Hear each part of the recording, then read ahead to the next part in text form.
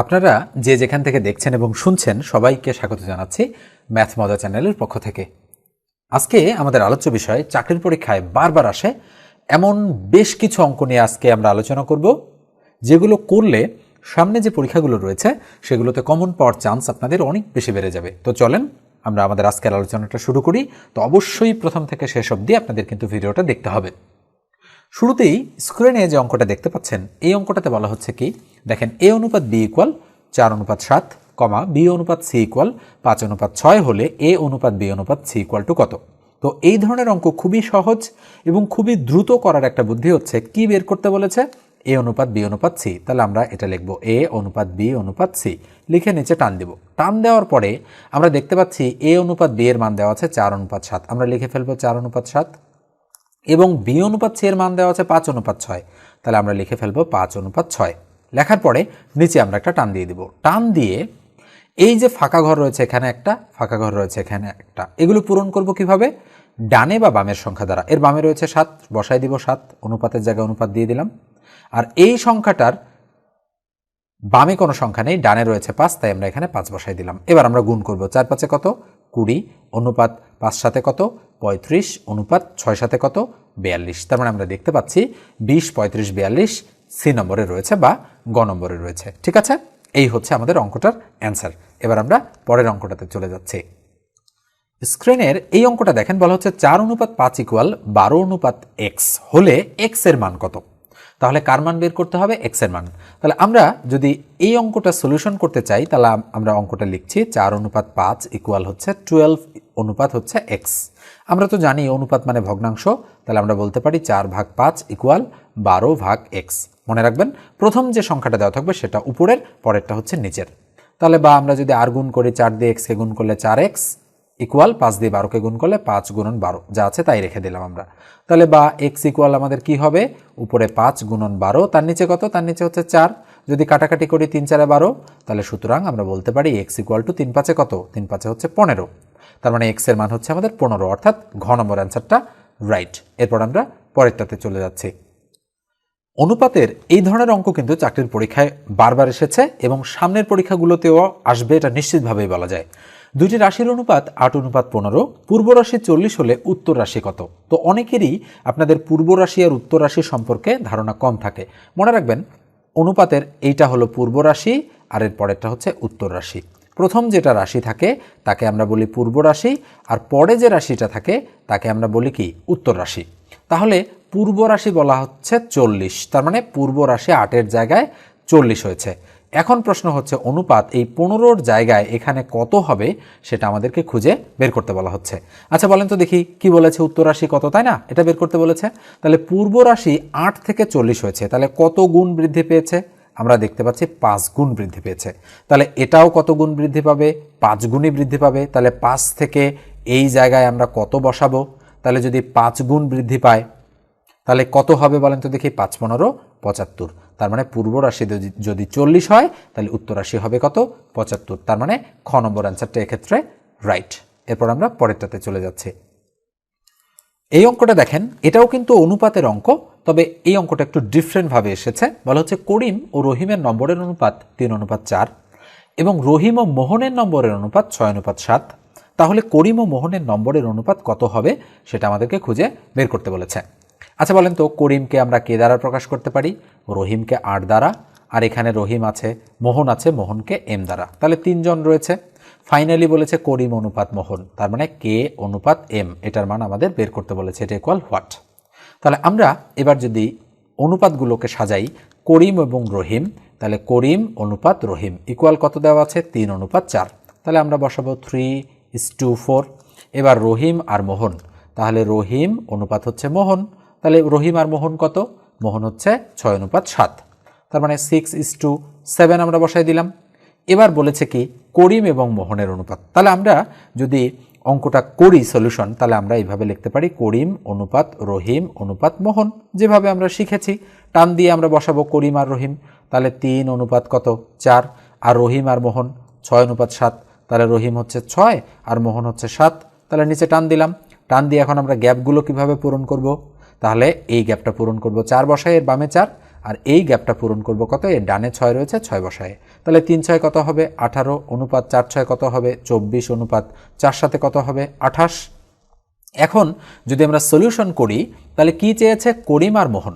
তাহলে করিম কত 18, মোহন কত 28। তাহলে আমরা কি বসাবো, 18 অনুপাত হচ্ছে 28 বসালাম। এবার 18 অনুপাত 28 কিন্তু অপশনে দেয়া নেই, তাহলে কিভাবে আমরা করব, আমরা তো জানি অনুপাত মানে ভগ্নাংশ, তার মানে কাটাকাটি যাবে। 9 দিয়ে যদি কাটি 9 দুগুণ 18, বা 2 দিয়ে যদি কাটি 9 দুগুণ 18, অনুপাত 2 দিয়ে যদি এটাকে কাটি 14 দুগুণ 28, তার মানে একই সংখ্যা দ্বারা দুটোকে কাটতে হবে। তাহলে 9 অনুপাত 14 হচ্ছে আমাদের অ্যান্সার, অর্থাৎ অ্যান্সারটা ঘ নম্বর। এবার আমরা পরেরটাতে চলে যাচ্ছি। অনুপাতের এই অঙ্কটা দেখেন, এই অঙ্কটা আপনারা চাকরির পরীক্ষা দিচ্ছেন এমন মানে হচ্ছে পরীক্ষার্থী খুবই কমই আছেন যারা এই অঙ্কটা দেখেননি। ওকে, তো এই ধরনের অঙ্ক করার জন্য আমরা মানে ডিটেলস নিয়মটাই প্রেফার করি আপনাদেরকে। তো দেখেন বলা হচ্ছে একটি সোনার গহনার ওজন 16 গ্রাম, তার মানে আমরা এভাবে বলতে পারি যে মোট হচ্ছে আমাদের কত গ্রাম, 16 গ্রাম। এবার বলেছে সোনা অনুপাত তামা, তাহলে সোনাকে এস ধরলাম আর তামাকে টি ধরলাম। তাহলে কি দেওয়া আছে বলেন তো দেখি, দেওয়া আছে সোনা অনুপাত তামা, কত দেওয়া আছে 3 অনুপাত 1, এটা আমাদের দেওয়া আছে। এবার বলেছে কি, এতে কি পরিমাণে সোনা মেশালে অনুপাত হবে 4 অনুপাত 1। তাহলে কি মেশাতে বলেছে, সোনা মেশাতে বলেছে, তার মানে এস কতটুকু মেশালে অনুপাতটা 4 অনুপাত 1 হবে। আচ্ছা বলেন তো দেখি, এখন এই যে আমাদের মোট 16 গ্রাম রয়েছে, এই 16 গ্রাম সোনা কতটুকু আর তামা কতটুকু, এটা যদি আমরা বের করতে চাই তাহলে কিভাবে বের করতে হবে, অনুপাতটা যোগ করতে হবে, 3 আর 1 4, এই 4 দিয়ে যদি আমরা 16কে ভাগ করি তাহলে প্রতি এককে আসবে 4। তাহলে আমরা যদি মোট সোনার পরিমাণ বের করতে চাই 4 দিয়ে এটাকে গুণ করতে হবে, তার মানে 12। আর মোট তামার পরিমাণ যদি বের করতে চাই 4 দিয়ে এটাকে গুণ করতে হবে, 4 1 4। তাহলে আমরা বলতে পারি কিন্তু সোনা আছে 12 গ্রাম, অনুপাত তামা আছে 4 গ্রাম। এখন আমরা জানি যে অনুপাত মানে কিন্তু ভগ্নাংশ, তার মানে আমরা বলতে পারি 12 ভাগ 4 এভাবে। এখন যেটা আমরা এখানে করব, যে যেহেতু বলেছে যে সোনার গহনার ওজন 16 গ্রাম, এতে সোনা ও তামার অনুপাত 3 অনুপাত 1, আসলে 3 অনুপাত 1 মানে কিন্তু 12 অনুপাত 4, একই কথা যেটা আমরা এখান থেকে বের করে নিয়েছি। এবার বলেছে যে কি পরিমাণে সোনা মেশালে, তাহলে কতটুকু মেশাতে হবে সোনা, আমি তো সেটা জানি না, তাই না? তাহলে সোনা কতটুকু, এখানে এস হচ্ছে 3 আর 3 মানে হচ্ছে 12, তাহলে কতটুকু সোনা মেশাতে হবে, আমি ধরলাম x গ্রাম সোনা মেশালে অনুপাত হবে 4 অনুপাত 1। তাহলে 4 অনুপাত 1 মানে কি 4 ভাগ 1, প্রথমটা উপরে লিখতে হয়। এবার যদি আমরা আর গুণ করে দেই, 12 যোগ এক্সকে দিয়ে 1কে গুণ, তার মানে 12 যোগ এক্স ইকুয়াল 4 দিয়ে 4কে গুণ করলে 4 4 16। তাহলে এক্স ইকুয়াল টু 16 থেকে যদি 12 বাদ দেই কত থাকে, 4 গ্রাম। তার মানে আমাদের সঠিক উত্তর হচ্ছে 4 গ্রাম। এবার আমরা পরের অঙ্কটাতে চলে যাচ্ছি। এবারে দেখেন অনুপাতের এই ধরনের অঙ্কগুলো যদি আপনারা করতে চান, এর আগেরটার মতোই কিন্তু এখানে আপনারা অঙ্কটা সলিউশন করতে পারবেন, তবে এক্ষেত্রে একটা সুপার শর্টকাট মেথড রয়েছে, সেই মেথডটা নিয়ে আমি আপনাদের সঙ্গে আলোচনা করব ডিটেলস করানোর পরে। তো এই ধরনের অঙ্ক করার জন্য ডিটেলস মেথড রয়েছে, পাশাপাশি শর্টকাট মেথড রয়েছে, এবং সেটা সুপার শর্টকাট মেথড। আমি আগে ডিটেলস মেথডে করাই দিচ্ছি। তাহলে বলেন তো মোট কতটুকু, মোট হচ্ছে কিন্তু 60 লিটার, তার মানে আমি বললাম 60 লিটার হচ্ছে মোট। কেরোসিন আর পেট্রোলের মিশ্রণ 7 অনুপাত 3, তাহলে কেতে কেরোসিন ধরলাম আর পিতে পেট্রোল ধরলাম, তাহলে আমরা লিখতে পারি কেরোসিন অনুপাত পেট্রোল ইকুয়াল কত 7:3। এবার ওই মিশ্রণে আর কত লিটার পেট্রোল মেশালে, তার মানে পেট্রোল মেশাতে হবে, মনে রাখতে হবে, অনুপাত হবে 3 অনুপাত 7, তার মানে অনুপাতটা উল্টে যাবে, 7 অনুপাত 3 থেকে 3 অনুপাত 7 হবে। তাহলে এখন যেহেতু বলা আছে 7 অনুপাত 3, তাহলে মোট মিশ্রণটা কি পরিমাণে এই 2 অনুপাতে বিভক্ত হলে 60 লিটার নিঃশেষ হয়ে যায় সেটা আমাদেরকে বের করতে হবে। বের করার বুদ্ধি কি, বের করার বুদ্ধি হচ্ছে 7 আর 3 10 হয়, 10 দিয়ে 60কে ভাগ করলে 6 10 60, তার মানে প্রতি একক হচ্ছে এখানে 6। তাহলে আমরা বলতে পারি কেরোসিন অনুপাত পেট্রোল, বলতে পারি 6 7 42 অনুপাত 3 6 18। নিশ্চয়ই বুঝে গিয়েছেন কিভাবে বের করলাম, অনুপাতের যোগ করে এটাকে ভাগ করে ওই এককটা দ্বারা এই দুটোকে গুণ করে। তাহলে আমরা বলতে পারি 42 হচ্ছে এখানে কেরোসিন আর 18 হচ্ছে এখানে পেট্রোল। তাহলে বলেছে কি পরিমাণে পেট্রোল মেশালে, তাহলে নিশ্চিতভাবেই বোঝা যাচ্ছে পেট্রোল হচ্ছে 18, তাই না? তার মানে আমি ধরলাম x লিটার পেট্রোল মেশালে অনুপাতটা কত হবে 3 অনুপাত 7, তার মানে 3 ভাগ 7। এবার এটা যদি ক্যালকুলেশন করি তাহলে মান x এর বের হবে, তখন পেট্রোল অ্যান্সার বের করে দিবে, তাই না? তাহলে এটা দিয়ে এটাকে গুণ করলে 3 × 18 + x ইকুয়াল 7 দিয়ে 42কে গুণ করলে 7 2 4, হাতে হচ্ছে 1, 4 7 28 আর 1 29, 294। তাহলে 3 18 54 যোগ 3x ইকুয়াল টু 294। একটু এখানে ক্যালকুলেশনটা করতেছি আমরা এখান থেকে, ঠিক আছে? তাহলে খেয়াল করেন যে 54 যদি এইদিকে চলে আসে তাহলে 3x ইকুয়াল টু 294 থেকে 54 যদি বাদ যায় তাহলে কত থাকে আমরা বাদ দিয়ে দিচ্ছি 294 মাইনাস হচ্ছে 54, তাহলে 3x ইকুয়াল টু আমরা কি বলতে পারি 4 4 মিলে গেল 0, 5 আছে 9 করতে 4 আর 2 বসাই দিলাম, তাহলে সুতরাং x ইকুয়াল টু উপরে 240 তার নিচে কত 3, তাহলে 3 8 24 8 তার মানে 80, তার মানে x এর মান হচ্ছে 80 অর্থাৎ 80 লিটার। ঠিক আছে, অ্যান্সার হচ্ছে 80 লিটার। এবার আমি সুপার শর্টকাট মেথডটা আপনাদের সঙ্গে এখানে আলোচনা করে দিচ্ছি। মনে রাখেন এইরকম অনুপাত যদি রিভার্স হয়ে যায়, মানে এখানে যেটা দেওয়া থাকবে তার উল্টো জিনিস এখানে যদি দেওয়া থাকে, তাহলে করবেন কি শর্টকাটে আপনারা করবেন 60 লিটার। এই 60 আপনারা লিখবেন, লেখার পরে বলেন তো দেখি এই অনুপাত দুটোর মধ্যে ছোট সংখ্যা কত 3, ছোট সংখ্যা দ্বারা একে ভাগ করবেন, ভাগ করে এই অনুপাতের পার্থক্য কত বলেন তো দেখি, 7 থেকে 3 বাদ দিলে 4, তাহলে একে 4 দ্বারা গুণ করবেন, মুহূর্তের মধ্যে অ্যান্সার চলে আসবে। তাহলে 3 20 60 20, 4 20 কত 80। এইভাবে যদি করতে পারেন তাহলে 5 সেকেন্ডেই আপনাদের কিন্তু অ্যান্সার চলে আসবে। নিশ্চিতভাবেই আপনারা অনেকেই এই পদ্ধতিটা জানেন এবং আমার লেকচারগুলো যারা নিয়মিত দেখেন তারা কিন্তু এই অঙ্কগুলো অলরেডি করেছেন। ওকে, এবার আমরা এই অনুপাতের এই ধাঁচের অঙ্ক থেকে অন্য অঙ্কে চলে যাচ্ছি। ঠিক আছে, তো আপনারা অবশ্যই অঙ্কগুলো মনোযোগ সহকারে করবেন। এই অঙ্কটা দেখেন কি বলা হচ্ছে, a ইকুয়াল ABC সেটের উপসেট কয়টি? তাহলে আমরা যদি অঙ্কটা সলিউশন করতে চাই তাহলে আমরা আগে তুলি অঙ্কটা, আমরা লিখব দেওয়া আছে, বলেন তো কি দেওয়া আছে, দেওয়া আছে a ইকুয়াল আমাদের কিন্তু দেওয়া আছে a, b, হচ্ছে c, এটা দেওয়া আছে। কি বলেছে উপসেট কয়টি? তো মনে রাখবেন উপসেট বের করার একটা সূত্র রয়েছে। সূত্রটা কি? উপসেট বের করার সূত্র হচ্ছে 2 টু দি পাওয়ার n। মনে রাখতে হবে 2 টু দি পাওয়ার কি n, n মানে হচ্ছে n ইকুয়াল টু হচ্ছে উপাদান সংখ্যা, মনে থাকবে n ইকুয়াল টু হচ্ছে উপাদান সংখ্যা।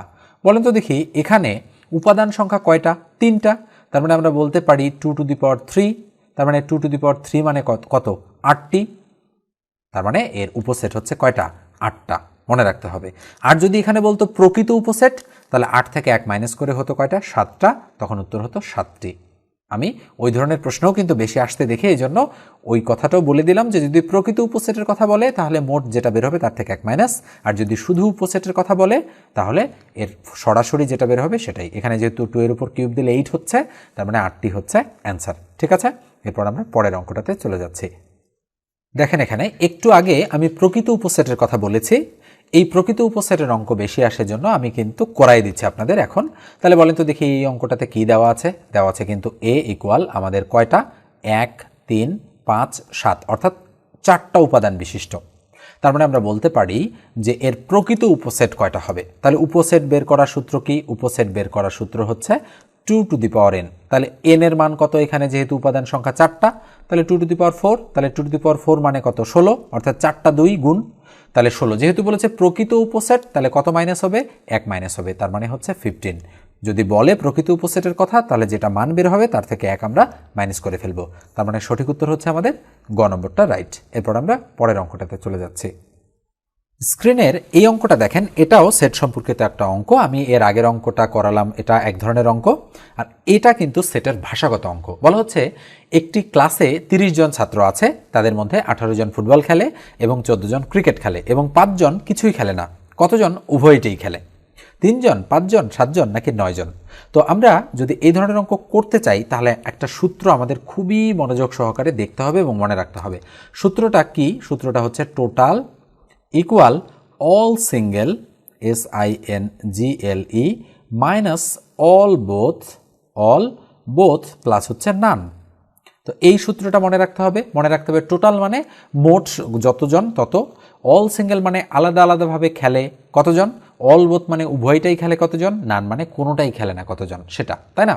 তাহলে টোটাল কতজন ছাত্র 30 জন, তাহলে টোটালের মান 30 ইকুয়াল অল সিঙ্গেল 18 জন ফুটবল খেলে 14 জন ক্রিকেট খেলে, তাহলে 18 আর 14 সিঙ্গেলের মান, তাহলে 18 যোগ 14 এটা যোগ করতে হবে আমাদের, কিন্তু 18 আর 14 যোগ করলাম।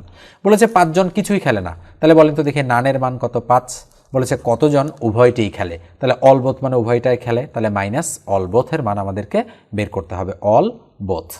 তাহলে 30 30 থাকলো ইকুয়াল 18 আর 14 কত হয় বলেন তো দেখি, আমরা 8 আর 4 12, তার মানে 32, 32 আর 5 কত হয় 37, তার মানে 37 মাইনাস অল বোথ অলবোধ।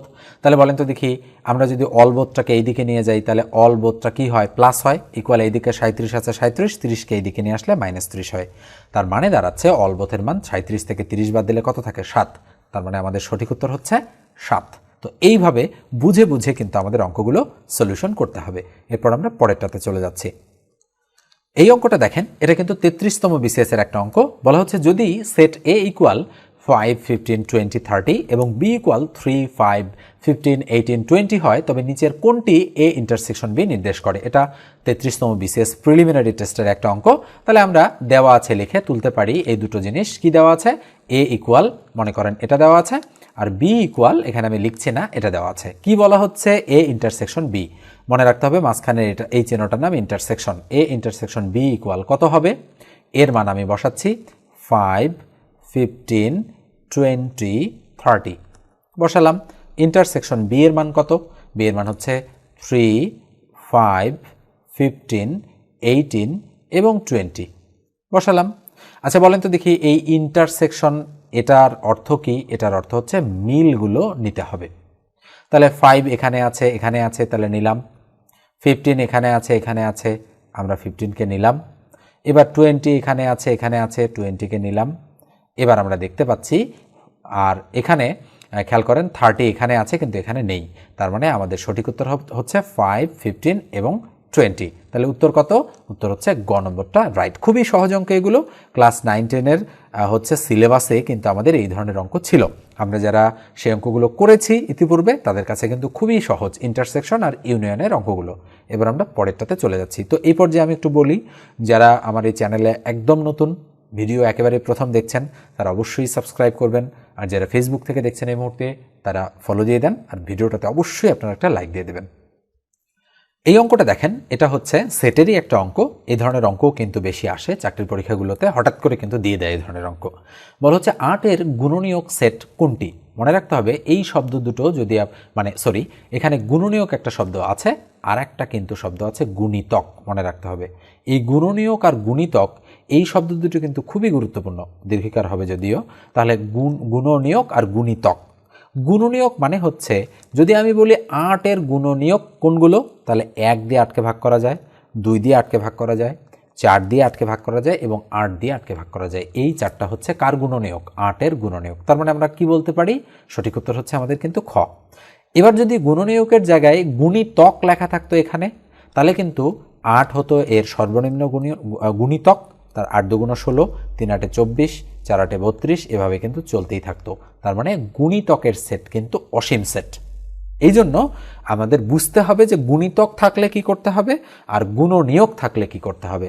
মনে রাখতে হবে যে যদি গুণনীয়ক থাকে তাহলে এই যে সংখ্যাটা দেওয়া থাকবে তাকে কোন কোন সংখ্যা দ্বারা ভাগ করা যায় সেগুলোই হবে গুণনীয়কের সেট। তার মানে আমরা বুঝতে পারতেছি নিঃসন্দেহে এখানে উত্তরটা খ নম্বর রাইট। এরপর আমরা সেট থেকে অন্য ধরনের অঙ্কে চলে যাব। এই অঙ্কটা দেখেন, নল ও চৌবাচ্চা জাতীয় একটা অঙ্ক। এই ধরনের অঙ্ক আপনারা অবশ্যই চাকরির পরীক্ষায় অনেক বেশিবার আসতে দেখেছেন। বলা হচ্ছে দুটি নল দ্বারা একটি চৌবাচ্চা যথাক্রমে 10 ও 15 ঘন্টায় পানিপূর্ণ হয় বা করে। নল দুটি একত্রে খোলা রাখলে চৌবাচ্চাটি কতক্ষণে পানিপূর্ণ হবে। তো এই ধরনের অঙ্ক করার জন্য আমরা একটা শর্টকাট মেথড ব্যবহার করব। শর্টকাট মেথডটা কি, মেথডটা হচ্ছে, যেহেতু দুটি নল দ্বারা প্রথমটা দ্বারা 10 ঘন্টা এবং প্রথমটা দ্বারা দ্বিতীয়টা দ্বারা 15 ঘন্টায় পূর্ণ হয়, তাহলে আমরা 1/10 লিখব প্লাস 1/15 লিখব। কেন প্লাস দিলাম মাঝখানে, যেহেতু বলেছে দুটি নল একত্রে খুলে দিলে, এই জন্য আমরা প্লাস দিলাম। যদি বলতে একটা খোলা একটা বন্ধ, তাহলে মাঝখানে মাইনাস চিহ্ন হতো। আর এই যে আমরা 10-এর উপরে 1 দিয়েছি আর 15-এর উপরে 1 দিয়েছি, ফাইনালি অ্যান্সার যেটা আসবে সেটাকে আমরা কিন্তু উল্টায় দিব, তাহলে আবার আগের জায়গায় চলে আসবে এরা। তাহলে 10 আর 15 এর লসাগু কত, আমরা যদি লসাগু করি 5 দিয়ে দিলে 5 2 10 আর 3 5 15, তাহলে 3 2 6 5 6 30, তার মানে লসাগু হচ্ছে আমাদের 30। 3 10 30, তার মানে 3, 15 2 30, তার মানে 2। আমরা বলতে পারি 3 আর 2 কত, 5, আর তার নিচে কত, 30। এবার আমি বলেছি ফাইনালি যেটা আসবে সেটাকে উল্টাই দিব, তাহলে 30 উপরে চলে গেল, নিচে 5 চলে আসলো, তাহলে 5 6 30 6, তার মানে আমাদের সঠিক উত্তর হচ্ছে 6 ঘন্টায়। এইভাবে যদি আমরা বুঝে বুঝে করতে পারি তাহলে কিন্তু কখনোই আর এই অঙ্কগুলো ভুল হবে না। এরপর আমরা পরেরটাতে চলে যাচ্ছি। এই অঙ্কটা দেখেন, এটা প্রাথমিক বিদ্যালয়ে প্রধান শিক্ষক নিয়োগ পরীক্ষা 2012-তে এসেছিল। সেট নাম্বার হচ্ছে ড্যাফোডিল। বলা হচ্ছে একটি চৌবাচ্চা 3টি নল দিয়ে যথাক্রমে 10, 12 ও 15 ঘন্টায় পূর্ণ হতে পারে। তিনটি নল একত্রে খুলে দিলে বা একসঙ্গে খুলে দিলে চৌবাচ্চার অর্ধেক পূর্ণ হতে কত সময় লাগবে? খুব ভালো করে খেয়াল রাখতে হবে, বলা হচ্ছে কিন্তু অর্ধেক পূর্ণ করতে, অর্থাৎ ফাইনালি যে সংখ্যাটা আসবে তাকে 2 দিয়ে ভাগ করে যেটা হবে সেটাই হবে উত্তর। এই জায়গাটাতে কিন্তু আপনাদের অনেকেরই ভুল হয়ে যায়, আপনারা ফাইনালি উত্তরটা করার সময় এই জিনিসগুলো খেয়াল করেন না। তাহলে যেহেতু 3টা নল, তাহলে প্রথম নল দ্বারা 10 তার মানে 1/10, দ্বিতীয় নল দ্বারা 12 তার মানে 1/12, তৃতীয় নল দ্বারা 15 তার মানে 1/15। যেহেতু বলেছে একসঙ্গে তার মানে এটাও প্লাস, এটাও হচ্ছে প্লাস। এবার আমরা 10, 12 এবং 15 এর লসাগু করব। তাহলে 10, 12 আর 15 এর লসাগু কত? যদি আমি 2 দিয়ে দেই 5 দুগুণ 10, 6 দুগুণ 12 থাকলো 15। এবার যদি আমি 3 দিয়ে দেই থাকলো 5, 3 দুগুণ 6, 3 5 15। এবার আমি যদি 5 দিয়ে দেই 5 একে 5 থাকলো 2, 5 একে 5, তাহলে 5 দুগুণ 10, 3 10 30, 30 দুগুণ 60। তার মানে আমাদের লসাগু কত? লসাগু হচ্ছে 60। তাহলে 6 10 60, 6 যোগ 12 দিয়ে যদি 60কে ভাগ করি 5, তাহলে 5 12 60, যোগ 15 দিয়ে যদি 60কে ভাগ করি 4 15 60, তাহলে ইকুয়াল 5 আর 6 কত? 11, 11 আর 4 কত? 15। তার মানে উপরে হচ্ছে 15, তার নিচে কত? 60। তাহলে ফাইনালি কি বলেছি? উল্টে যাবে, তাহলে উপরে 60 চলে যাচ্ছে, তার নিচে 15 চলে আসছে, তাহলে 4 15 60, তাহলে কয় ঘন্টায়? 4 ঘন্টায়। উত্তর যদি আপনারা 4 ঘন্টা দাগায় দেন সাথে সাথেই শেষ। এই জায়গায় ভুলটা হয়। কি বলেছে? চৌবাচ্চার অর্ধেক পূর্ণ হতে, তাহলে পুরাটা পূর্ণ হয় 4 ঘন্টায় আর অর্ধেক পূর্ণ হয় 2 ঘন্টায়। 4 অর্ধেক 2, তার মানে সঠিক উত্তর কিন্তু গ। এইভাবে পরীক্ষার সময় আপনাদের কিন্তু অঙ্ক ভুল হয়ে যায়। এটা কিন্তু ফাঁদ, মনে রাখতে হবে, ফয় চন্দ্রবিন্দু আকার আর দ ফাঁদ। অঙ্কের ফাঁদে যে পড়বেন সে মাইনাস খেয়ে যাবেন।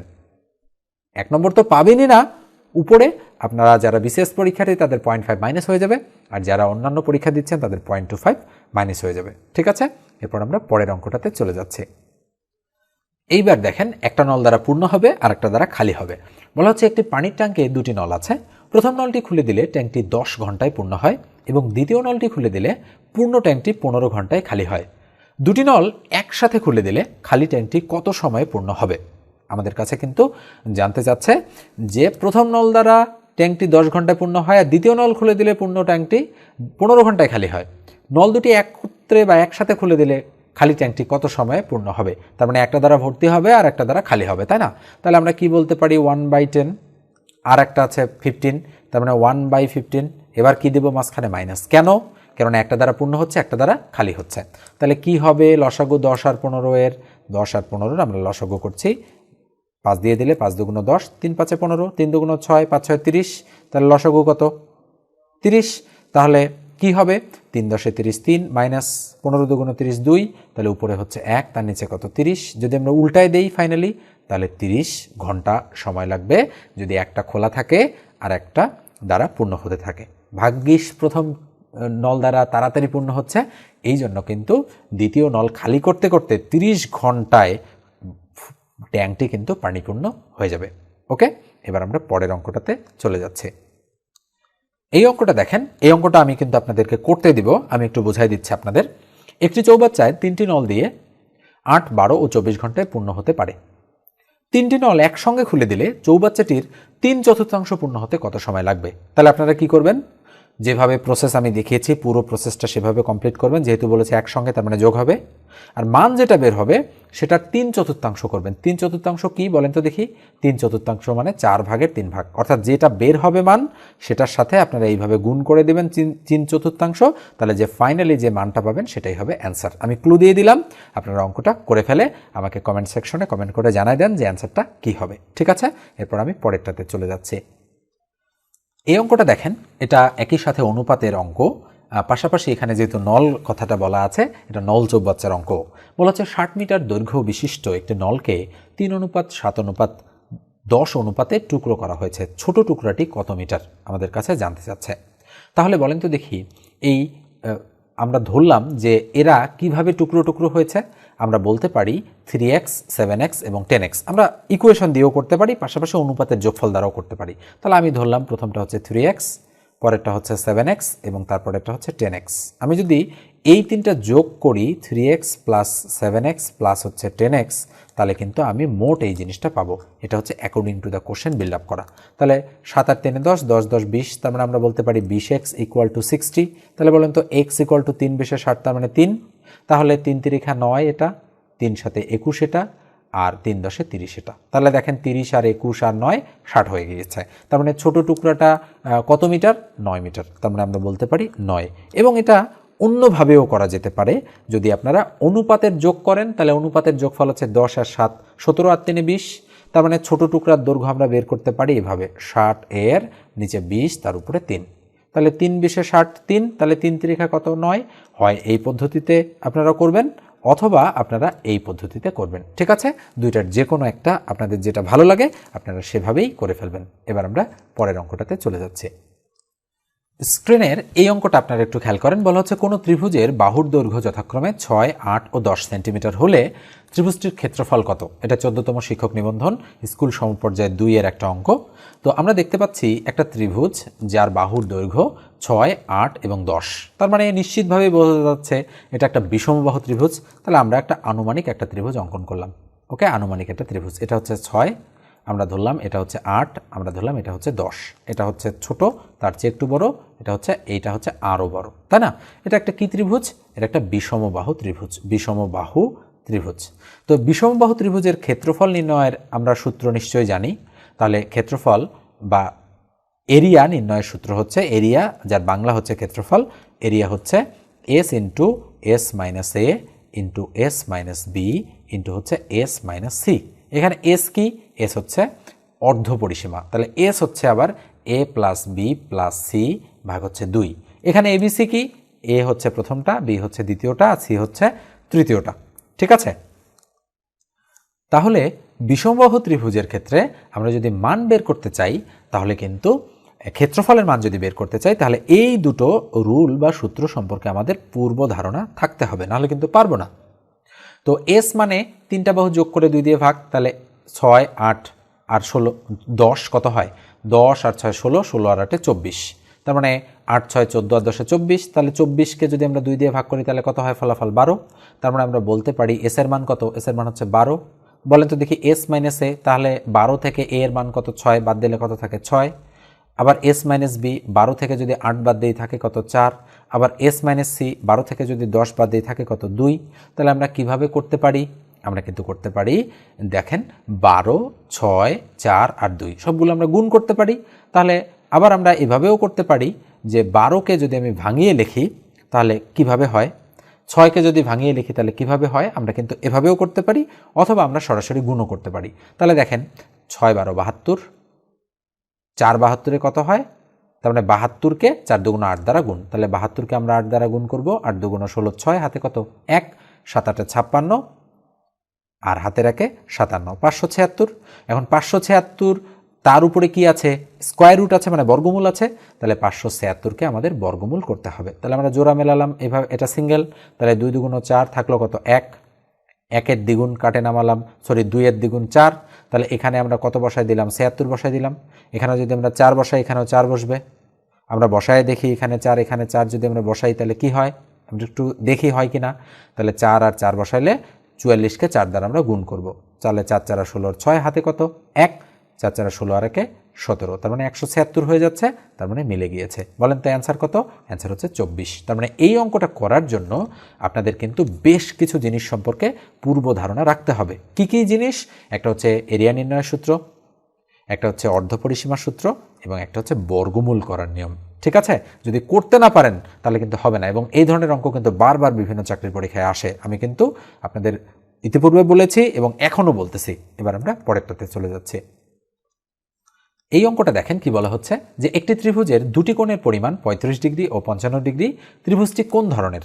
আমি করে দিয়েছি ইতিপূর্বে, আপনারা অবশ্যই এই অঙ্কটা করবেন এবং অ্যান্সার আমাকে জানাই দেবেন যে এই অঙ্কের মানে উত্তরটা কত হচ্ছে। অবশ্যই কমেন্ট করবেন আপনারা, ঠিক আছে? এই অঙ্কটা দেখেন 33তম বিসিএসের অঙ্ক, অসংখ্যবার এসেছে। বলা হচ্ছে একটি সমকোণী ত্রিভুজের লম্ব ভূমি অপেক্ষা 2 সেন্টিমিটার ছোট, কিন্তু অতিভুজ ভূমি অপেক্ষা 2 সেন্টিমিটার বড়। অতিভুজের দৈর্ঘ্য কত? তাহলে কিভাবে আমরা অঙ্কটা সলিউশন করব? আমরা অঙ্কটা লিখব, এভাবে লিখব যে একটা সমকোণী ত্রিভুজ, নিশ্চিতভাবেই বুঝতে পারতেছেন যে ত্রিভুজের একটা কোণ 90 ডিগ্রি, সেটা সমকোণী ত্রিভুজ। বলা হচ্ছে একটি সমকোণী ত্রিভুজের লম্ব ভূমি অপেক্ষা 2 সেন্টিমিটার ছোট। তার মানে আমরা ধরলাম ভূমি এক্স, তাহলে লম্ব ভূমি অপেক্ষা 2 সেন্টিমিটার ছোট মানে কি x - 2। এবার বলা হচ্ছে কিন্তু অতিভুজ ভূমি অপেক্ষা 2 সেন্টিমিটার বড়, তার মানে এটা ভূমি অপেক্ষা 2 সেন্টিমিটার বড়, তার মানে কি x+2। এবার অতিভুজের দৈর্ঘ্য কত, তার মানে এইটা আমাদের বের করতে বলেছে। আমরা সূত্র কি জানি? সূত্র জানি যে অতিভুজের উপর স্কোয়ার অর্থাৎ এইটার উপর স্কোয়ার ইকুয়াল লম্ব স্কোয়ার প্লাস ভূমি স্কোয়ার। তাহলে লম্ব স্কোয়ার মানে x-2 তার উপর হোল স্কোয়ার প্লাস ভূমি স্কোয়ার মানে x এর উপর স্কোয়ার। তাহলে যদি আমরা সূত্র ফেলি তাহলে a স্কোয়ার প্লাস 2ab, তাহলে 2 into a into B plus B square, সরাসরি সূত্র ফেললাম। এবার আসেন এটা a square minus 2 into a into B plus হচ্ছে B square plus X square. আমি কিন্তু করে দিচ্ছি, যদিও একটু লাইনটা বাঁকা হচ্ছে, আপনারা বুঝে নেবেন।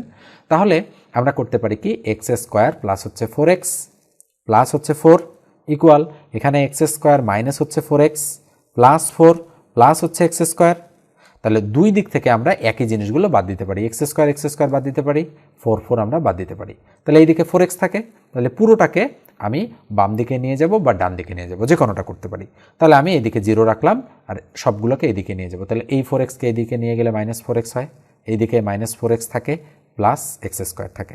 তাহলে আমরা কি লিখতে পারি? X square minus 8x equal to 0 হয়। খেয়াল করেন এখানে, তাহলে x যদি আমরা কমন নেই তাহলে x মাইনাস 8 ইকুয়াল টু কী হবে? 0।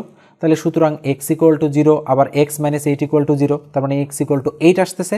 তাহলে x এর মান যদি 8 আসে, x মাইনাস 2 6 আসবে আর x প্লাস 2 10 আসবে, তার মানে অতিভুজ কত? অতিভুজ হচ্ছে 10। এই জন্য কিন্তু অঙ্কটা কিছুটা কঠিন। আপনারা যদি বুঝতে পারেন তাহলে কিন্তু অনেক সহজ, আর যদি না বুঝতে পারেন তাহলে আপনাদের জন্য কিন্তু অনেক কঠিন। তো এই হচ্ছে আমাদের আজকের ভিডিও। আমি কিছুটা ব্যস্ত সময় পার করছি, জানি না 20টা অঙ্ক হয়েছে কিনা, আমি অঙ্কগুলো গুনিনি। তবে অবশ্যই আপনারা অঙ্কগুলো করার চেষ্টা করবেন এবং এই ধরনের অঙ্ক যেহেতু বারবার আসে এই জন্য আপনাদের প্র্যাকটিসটা চালায় যেতে হবে। ঠিক আছে? তো দেখা হবে পরের কোনো ভিডিওতে। সে পর্যন্ত ভালো থাকবেন, সুস্থ থাকবেন। আর আমার একটা পেইড ব্যাচ রয়েছে, যদি আপনারা পড়তে চান। এই লেকচারগুলো কিন্তু পেইড ব্যাচেরই লেকচার ছিল, আমি আপনাদের সবার জন্য উন্মুক্ত করে দিচ্ছি। তাহলে অবশ্যই আপনারা এই যে নম্বরটা দেওয়া আছে এই নম্বরটাতে যোগাযোগ করবেন এবং আমার হচ্ছে এই নম্বরে 01642702760 এই নম্বরে কিন্তু আমার হোয়াটসঅ্যাপও খোলা রয়েছে। আপনারা হোয়াটসঅ্যাপেও আমার সঙ্গে যোগাযোগ করতে পারেন পেইড ব্যাচে পড়ার জন্য। আমার কাছে সব সময়ের জন্য পেইড ব্যাচ চালু থাকে। ঠিক আছে? তো ভালো থাকবেন, সুস্থ থাকবেন।